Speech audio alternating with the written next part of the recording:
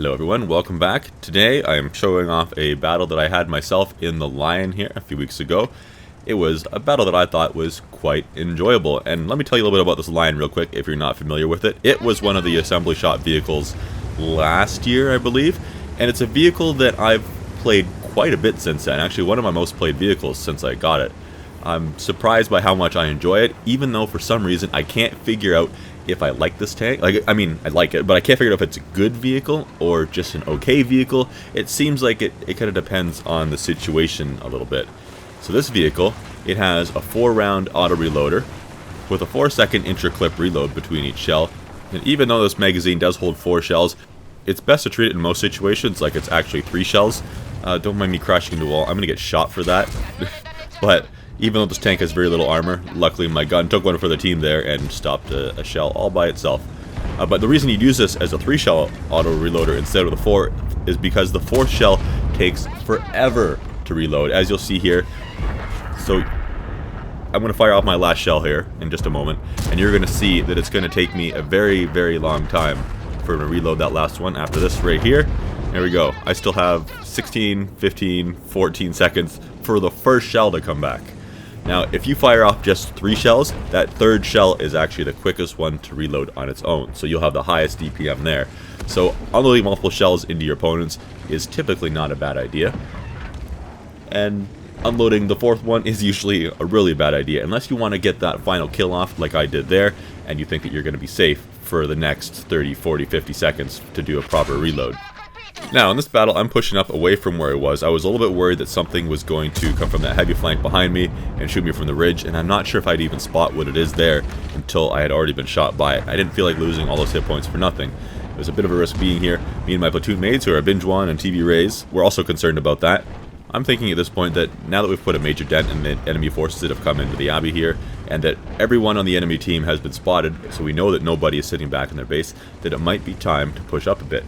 And as you can maybe notice, my platoon mates here have noticed that before I have. So we're going to push up on this E50M a little bit. He's tucking himself back into a little corner. I was a little bit concerned about this at first, thinking, you know what, I'm going to get shot by somebody in the back. And then I went, wait a second, we just determined that nobody was there. So I'm going to reload this last shell of mine here. Checking out who's over to the right, making sure no one's going to shoot me in the side, hopefully. And then, you know what, the heck with it. YOLO. Let's go in there, let's get these E50M. Hopefully we only take 1 shot from him. We should, because we have 440 alpha. We should be able to finish this guy off pretty easily with this last shell.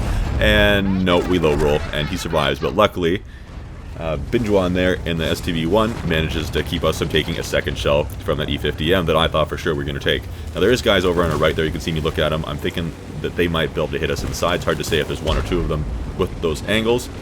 So let's see if we can push onto the Super Conqueror and get him out of here real quick. I just have now reloaded the last shell in my magazine.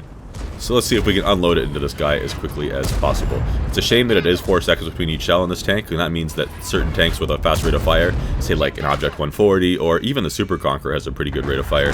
That means that you're not going to get a whole lot more shots off into them as they are into you, but luckily we do have a bit of an advantage in alpha damage there with this 440 damage per shot. Now the goal for our platoon is to get back here behind this cliff and stay safe, because we're all back down to 1 or 2 shot kills for every tank in this match. So we don't want to take any more hits from that light tank over there, and we definitely don't want to take any more hits from that BZ-75, because he could probably kill 1 or 2 of us without too much difficulty. And somehow I get the feeling that we have not seen the last of him yet. We're going to push up here to this Minotauro. Maybe we can get behind him, help the team from the back.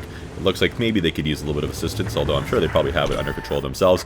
And just as we got our last shell reloaded, here comes that BZ-75. He's coming down. Minotauro's coming around the corner. That's going to cause some problems for TV Rays there. He has ceased to exist. I'm going to continue using this magazine, unload into that BZ-75 as quickly as I can. Be careful not to unload my last shell unless I absolutely need to. But here comes the BZ. He's speed boosted. He's using his rockets, but he's going right past us.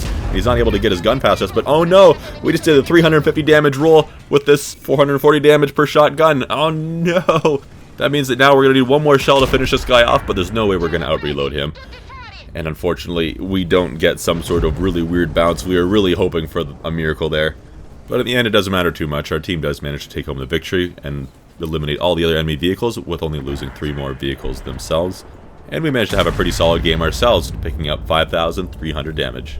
I really did enjoy this battle quite a bit, and I thought it was a really good opportunity to show off exactly what this Lion is all about. But that's all for today. See you guys later.